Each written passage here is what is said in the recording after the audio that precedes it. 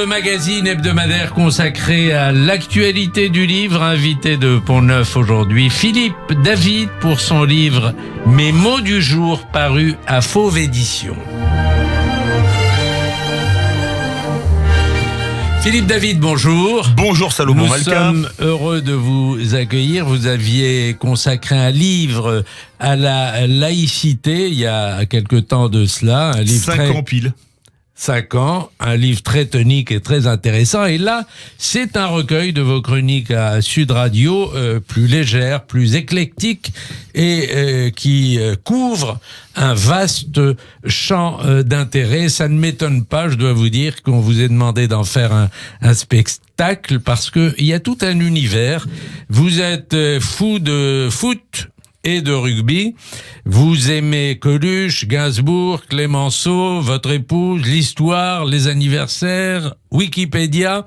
Vous détestez la Corée du Nord, l'Arabie Saoudite, l'antisémitisme, la cuisine végane.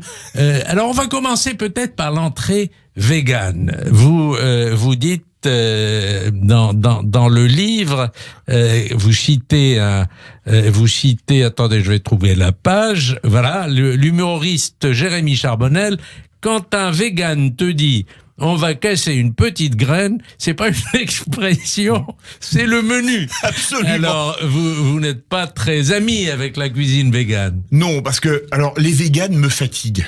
Vous voyez, parlons vrai, hein, les véganes me fatiguent parce que, alors, je sais qu'il y a des abattoirs où les conditions sont horribles, etc. Mais laissez-nous vivre. Ceux qui ont envie de manger de la viande peuvent manger de la viande. Ceux qui ont envie de manger du poisson peuvent manger du poisson. Vous, mon cher Salomon, vous êtes peut-être végane, je ne sais pas. Je ne crois pas aux dernières nouvelles.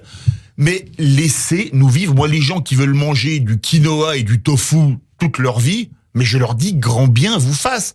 Mais ne nous dégoûtez pas d'avoir envie de manger une entrecôte, d'avoir envie de manger une côte de bœuf, d'avoir envie de manger une aile de poulet, d'avoir envie de manger, un filet de merlan. Bref, laissez-nous vivre. Et c'était le principe du livre. Tous les jours, on tirait un mot de l'actualité et je décryptais étymologiquement, parfois de manière grave, parfois de manière humoristique, les mots qu'on choisissait. Et là, vous avez bien commencé pour l'entrée, une entrée végane, ça à la rigueur, je veux bien. Un potage en entrée, ça me va très bien. Alors, on va passer à l'alcool, parce que sur l'alcool, vous êtes très prolixe. Vous citez Pasteur qui disait « Il y a plus de philosophie dans une bouteille de vin que dans tous les livres. Une pensée qui me fait regretter, dites-vous, de ne pas avoir passé la philo du bac bourré, ce qui m'aurait permis d'avoir mieux que le 11 sur 20 que m'a octroyé le correcteur ou la correctrice. » Frank Sinatra, il disait « L'alcool est le pire ennemi de l'homme, mais la Bible nous enseigne d'aimer nos ennemis. » Jean Carmé qui disait « La seule arme qui m'intéresse, c'est le tire-bouchon. » L'alcool, décidément, ça vous inspire. Oui, alors, ce qu'il y a d'amusant, c'est que le mot alcool est un mot arabe. Alcool est un mot qui vient de l'arabe. Ah oui, parce que vous cherchez toujours l'origine du mot. Absolument. Alcool est un mot qui vient de l'arabe, alors que dans nombre de pays musulmans, la vente d'alcool est strictement interdite, comme en Arabie Saoudite, etc. Et c'est quand même assez amusant. Alors, les gens que j'ai cités, que vous avez cités, étaient des gens qui avaient, on va dire, une bonne descente. Je pense à Frank Sinatra, je pense à Jean Carmet. C'est pas leur faire injure. Maintenant, ils sont là-haut de le dire. Mais c'est vrai, c'est pareil, l'alcool, c'est un plaisir. Moi, j'aime bien quand on fait un déjeuner avec des amis ou un dîner entre amis. Excusez-moi, mais soyons francs, une fondue savoyarde sans un bon vin blanc, c'est une erreur, non ? Une fondue bourguignonne sans un bon vin rouge, c'est une erreur. Quand vous faites un barbecue l'été au soleil sans un bon rosé, c'est une erreur. Et puis ça fait partie de notre culture à nous, Français, nous, Latins, le vin fait partie de notre culture. Alors, vous me connaissez bien, mon cher Salomon, je ne suis absolument pas alcoolique, mais je défends le droit de consommer de l'alcool. Là, en ce moment, on est au mois sans alcool. Alors maintenant, on fait le mois sans alcool, on ne mange plus de viande. Pourquoi pas le mois sans sexe, à l'arrivée, qui quitte à avoir une vie triste autant qu'elle le soit jusqu'au bout. Mais dans ces cas-là, on va carrément pousser les gens au suicide. Bref, alors, je n'en peux plus de cette société de l'interdiction. Alors en ce moment, c'est d'actualité, on est dans un mois sans alcool. sans alcool et puis surtout sans RATP, sans SNCF, etc. Et dans l'entrée syndicat, j'aime bien le mot de Coluche. Les syndicalistes ont tellement l'habitude de ne rien faire que lorsqu'ils font grève, ils appellent ça une journée d'action. Ah, ça, c'est un aphorisme de Coluche qui est excellent. Oui, alors, ce qu'il y a d'absolument extraordinaire, c'est les indignations à géométrie variable des syndicats. Je vais vous prendre un exemple. La première réforme des retraites, c'est Balladur qui l'a fait à l'été 93, qui ne concernait que les gens du privé, où on passait aux 25 meilleures années pour calculer la retraite. Est-ce que les syndicats sont descendus dans la rue? Alors, c'est vrai, c'était en été, peut-être qu'ils étaient les doigts de pied en éventail à la plage, ou en train de faire de la randonnée en montagne, ou à la campagne. Mais c'est ce qu'il y a d'absolument extraordinaire avec les syndicats, c'est cette indignation à géométrie variable. Parce que le drame en France, c'est qu'il y a trop peu de syndiqués, et que les syndiqués étant massivement dans les entreprises publiques et la fonction publique, ils défendent qui? La fonction publique et les services publics, mais très peu les salariés du privé. Et puis là, le conflit, il a commencé il y a plus d'un mois, il commence franchement à durer. Il y a d'ailleurs, je recommande un texte de Philippe Bilger qui préface votre livre et qui a fait ces jours-ci un article dans Figaro Vox où il dit qu'il trouve que cette grève est triste. Il trouve que en 95 la foule était solidaire et que là c'est une foule solitaire parce que il dit qu'il a essayé de solliciter un covoiturage et à chaque fois il s'est heurté à de la méfiance. Les gens soit ne voulaient pas le prendre en stop comme on disait à l'époque, il y a longtemps. Comme on dit au Québec, faire du pouce. Soit on voulait pas je veux dire, on voulait pas monter dans son véhicule. Ah ben alors ça, c'est absolument hallucinant. C'est vrai que, rappelez-vous, un truc qui reste de 1995, c'est le chant que maintenant, on chante même dans les stades, c'est tous ensemble. Et c'est un chant qui date de 95. Dans les grèves de 2019-2020, comme maintenant c'est à cheval sur 2 ans, pour le moment, il n'y a pas de chant qui soit resté. Mais alors, je remercie mon ami Philippe Bilger d'avoir écrit la préface du livre, ancien haut magistrat, et mon ami Christophe Bordet d'avoir écrit la postface du livre. On est complices pratiquement tous les jours à l'antenne, du mercredi au vendredi. Et ce qui est assez amusant, c'est vrai, Philippe Bilger, alors vous le connaissez, il a vraiment pas une tête patibulaire. C'est quelqu'un d'éminemment sympathique, toujours en costume cravate. Pour avoir de la méfiance, pour le faire monter dans sa voiture, faut quand même être sacrément méfiant. Alors, moi, je lui donnerais le bon Dieu sans confession. Il y a Mélenchon qui a droit à une volée de bois vert pour ses railleries à l'endroit d'une Toulousaine et de son accent. Alors, sur l'entrée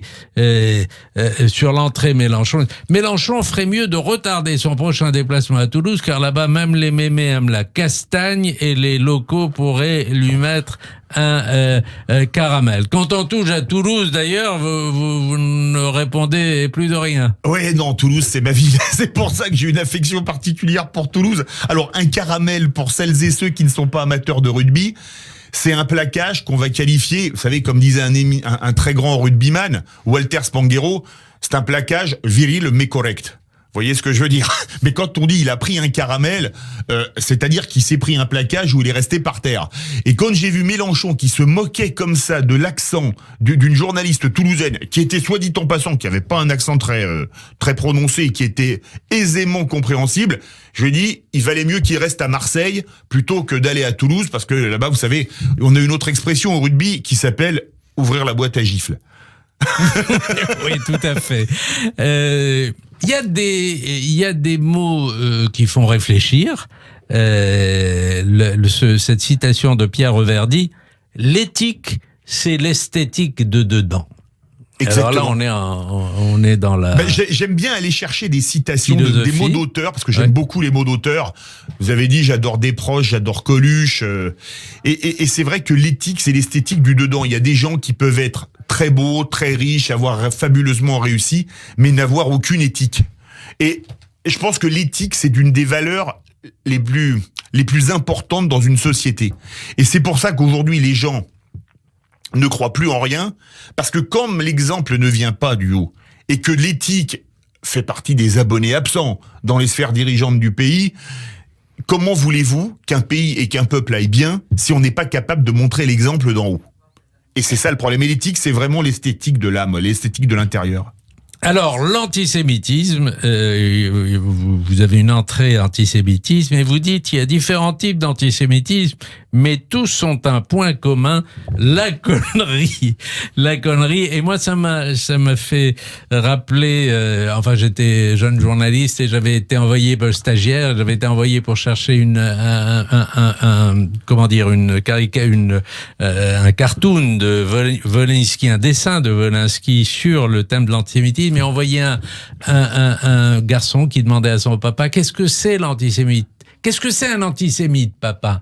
Et le père lui dit, un antisémite, c'est un con. Sur le moment, je n'avais pas trouvé terrible. Je préférais la définition de Jean-Paul Sartre, que c'est un salaud. Mais au fur et à mesure que passent les années, je trouve que la réponse le dessin de Volinsky n'est pas si idiot que ça. Mais Salomon, vous êtes juif? Ça doit vous rappeler un film avec un certain Louis de Funès et un certain Henri Guibet. Absolument. Oui, alors oui, l'antisémitisme. Alors, il y a plusieurs antisémitismes. J'en parle quand j'ai fait le mot antisémitisme. Je l'avais fait suite à une énième agression antisémite. Je crois que c'était à Paris d'ailleurs. Et c'est sûr que le lien entre tous les antisémitismes, c'est de la connerie. Parce que de toute façon, les juifs sont aussi différents entre eux que les catholiques, que les bouddhistes, que les musulmans, que les protestants, que les shintoïstes, que ce que vous voulez, et mettre dans un même sac tout le monde, ça démontre une bêtise crasse. Le drame, c'est que c'est une haine qui est de plus en plus prégnante dans notre société. Vous voyez le nombre d'agressions antisémites en 2018 qui avait flambé. On n'a pas encore les chiffres de 2019. On espère que les choses se soient améliorées. Et c'est sûr que excusez-moi, j'étais pas très bon en maths.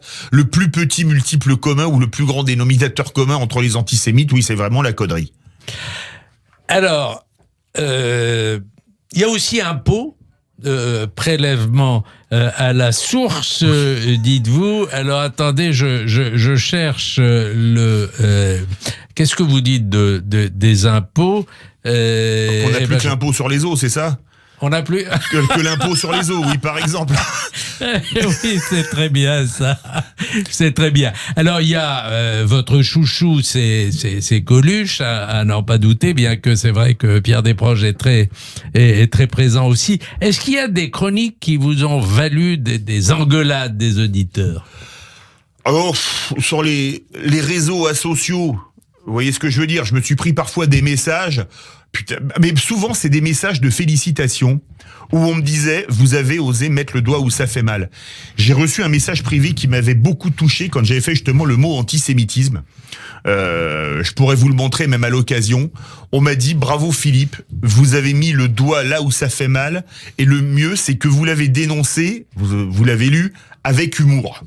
Je pense que l'humour c'est une chose qui est c'est une arme de construction massive, l'humour. Une arme de construction massive, mais également une arme de destruction massive. Parce qu'on peut détruire les arguments d'un adversaire, d'un contradicteur, mais aussi on peut également construire des choses sur l'humour. Je sais que dans le mot antisémitisme, il y avait un passage qui vous avait fait rire, où j'avais dit sur l'antisémitisme chrétien qui dit que c'est les juifs qui ont tué le Christ, Jésus aurait mis une croix dessus. C'est sûr que je me suis peut-être pas fait avec des amis chez les catholiques ou les protestants, et je suis de religion catholique, hein, soit dit en passant. Enfin, chez les catholiques et protestants intelligents. Non mais ça les a fait beaucoup. Moi j'ai des amis qui m'ont dit ça nous a fait beaucoup rire, mais vous, je sais que ça vous avait fait rire. Oui, c'est le rire est une arme de construction massive. On peut construire énormément de choses par le rire. Vous prenez un exemple. De Funès dans Rabbi Jacob. C'est la meilleure arme contre l'antisémitisme qui est. Moi, je sais pas, ce film, je l'ai vu 30, 40, 50 fois, j'en ai aucune idée. Je le connais avec un de mes neveux, on le connaît pratiquement par cœur, on se fait les tirades à deux. Vous voyez ce que je veux dire? Et le rire, c'est la meilleure arme pour dénoncer. Chaplin, quand il fait le dictateur, est-ce que c'est pas un des meilleurs films, pour ne pas dire le film, la quintessence du film, pour dénoncer Hitler, qui s'appelle Hinkel dans le film? C'est un film exceptionnel, Le Dictateur. Quand, toujours par le rire, toujours Chaplin, sur des sujets lourds, le nazisme, les temps modernes, pour dénoncer les conditions de travail dans les usines, le fameux taylorisme, le travail à la chaîne, ce film est magnifique. Vous voyez ce que je veux dire? Et Chaplin avait des sujets très profonds en dénonçant par le rire. Et ça, c'était très fort. Alors, j'ai retrouvé l'impôt. L'impôt, c'est Bruno Le Maire qui... vous rêvez de recevoir un courrier de Bruno Le Maire qui vous dirait... Source David, je ne boirai plus de ton eau. Et je pense, dites-vous, que nous sommes nombreux à rêver de recevoir un tel courrier. Absolument, c'était les jours où le prélèvement à la source est entré en vigueur. J'avais dit, j'aimerais recevoir un courrier de Bruno Le Maire disant, Source David, je ne boirai plus de ton eau. Parce que une fois qu'on a payé les impôts, on n'a plus que l'impôt sur les eaux. Vous voyez ce que je veux dire? En France, malheureusement, on a un pays où on a un impôt sur le revenu qui est payé par moins de 43% des foyers fiscaux. Donc, les 43% qui payent, ils payent pour tout le monde. Alors, on a un questionnaire Pont-Neuf et habituellement... Voilà, habituellement il est plus court, mais avec vous on va faire un peu plus long. Vous avez droit à plus d'une phrase sur ce questionnaire. Et vous connaissez le principe, êtes-vous ceci, êtes-vous cela. Êtes-vous Tolstoï ou êtes-vous Dostoïevski? Alors ça, c'est une sacrée bonne question. Plutôt Tolstoï, je pense. Êtes-vous Victor Hugo ou êtes-vous Balzac? Victor Hugo, sans hésiter. Alors, je peux vous expliquer pourquoi, oui. Là, par exemple. Parce que déjà, Victor Hugo est un écrivain hors pair. Et puis, Victor Hugo, c'est un couteau suisse. Il a été homme politique, il a été écrivain, il a été poète, il a vécu des drames dans sa vie. Je pense à la mort de sa fille, notamment avec la marée montante du côté du Mont-Saint-Michel, etc. Et on peut ne pas être d'accord avec toutes les approches politiques de Victor Hugo, notamment son opposition à Napoléon III, qu'il appelait Napoléon le Petit par rapport à Napoléon le Grand, qui était Napoléon Ier. Mais oui, sans hésiter, Victor Hugo. Parce que c'est un grand esprit, au niveau, oui, je pense que c'est le plus grand esprit français du 19e siècle. Êtes-vous Soutine ou êtes-vous Modigliani? Vous pouvez dire ni l'un ni l'autre. Moi, je dirais plutôt les deux. Les deux. Oui, j'aime bien Chaim Soutine et j'aime bien Modigliani. J'aime bien l'art moderne. Quand il est beau, hein. Parce qu'il y a de l'art moderne. Excusez-moi, quand vous voyez le salon de la foire à l'art contemporain, là où on vend une banane scotchée sur un mur, 120 000 € ou 120 000 $, je sais plus. Excusez-moi, une banane collée sur un mur, c'est pas de l'art. Même moi, je suis capable de le faire, alors que si vous me voyez dessiner, vous diriez c'est catastrophique. Mais non, là, je prends les deux, ouais. Êtes-vous Michel Platini ou êtes-vous Kylian Mbappé? Alors là, vous me tuez le cœur, parce que quand j'étais enfant et ado, j'avais les posters de Platini sous le maillot de Nancy, de Saint-Étienne, de la Juventus, de l'équipe de France dans ma chambre. Et Kylian Mbappé, Platini, et pour moi, alors, là par contre ça, je me suis fait insulter sur les réseaux sociaux, mais alors avec des mots qu'on n'imagine même pas, quand j'ai osé écrire que pour moi Platini était le plus grand joueur français de l'histoire et pas Zidane.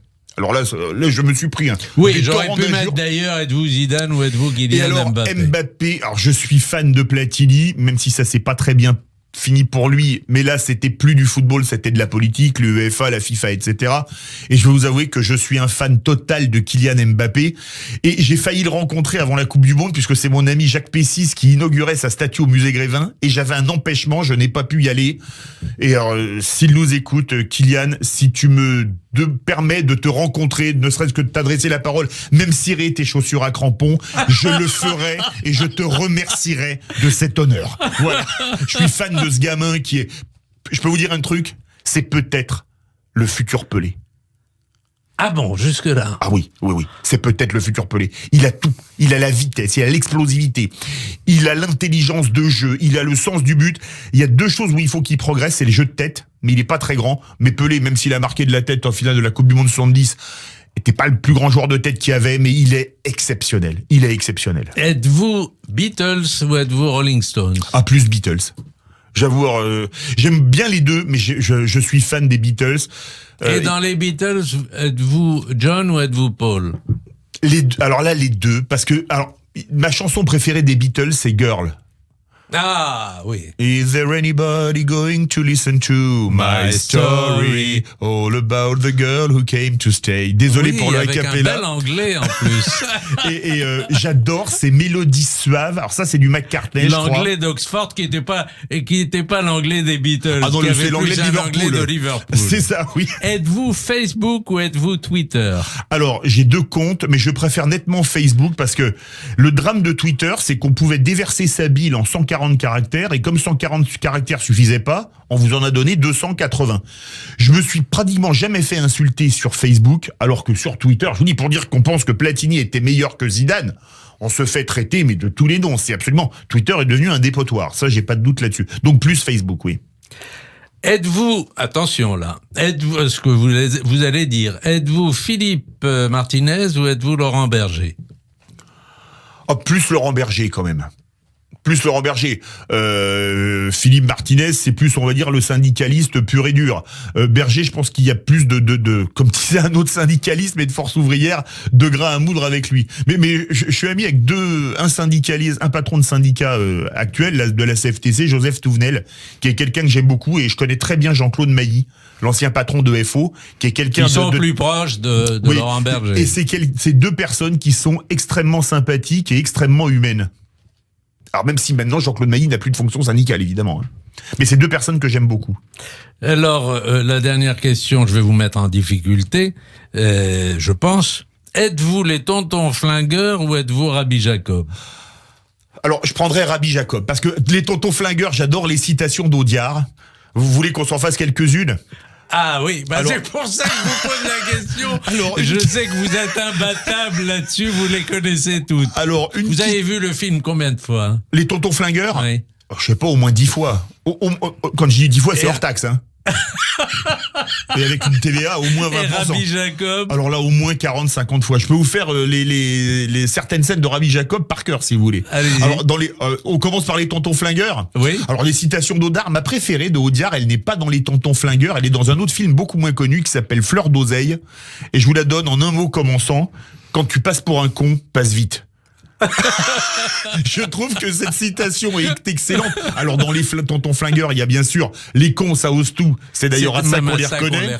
Je l'ai cité plusieurs fois.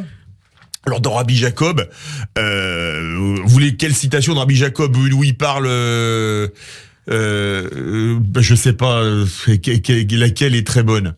Ah oui, pour apprendre les français, il faut connaître les noms d'il faut rire. Des faux rires. Oui, les manteaux d'il faut rire. Les renards musqués, les renards d'argenté, la pontire. Non, pas la pontire, la pontire. La pontire, oui. Il fait les tâches. Les vissonnes. Ça, par exemple, c'est du Rabbi Jacob.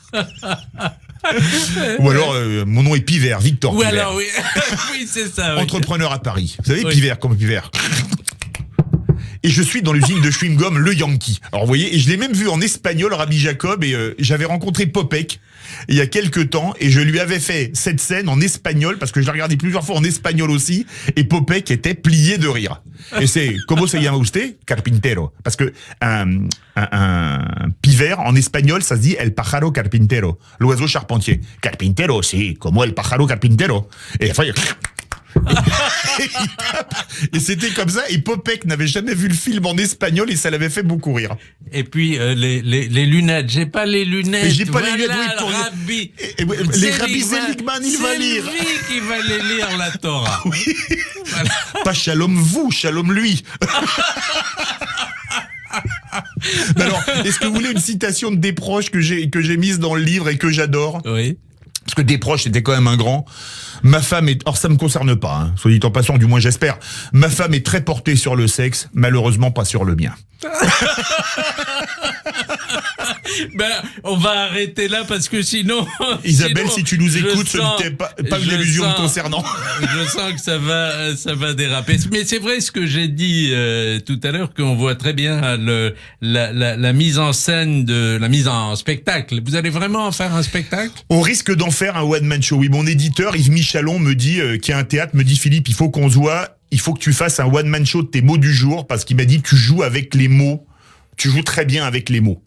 Et il m'a dit, il faut que tu en fasses un one-man show, donc, why not? Et puis dans ces cas-là, j'espère revenir vous revoir, mon cher Salomon.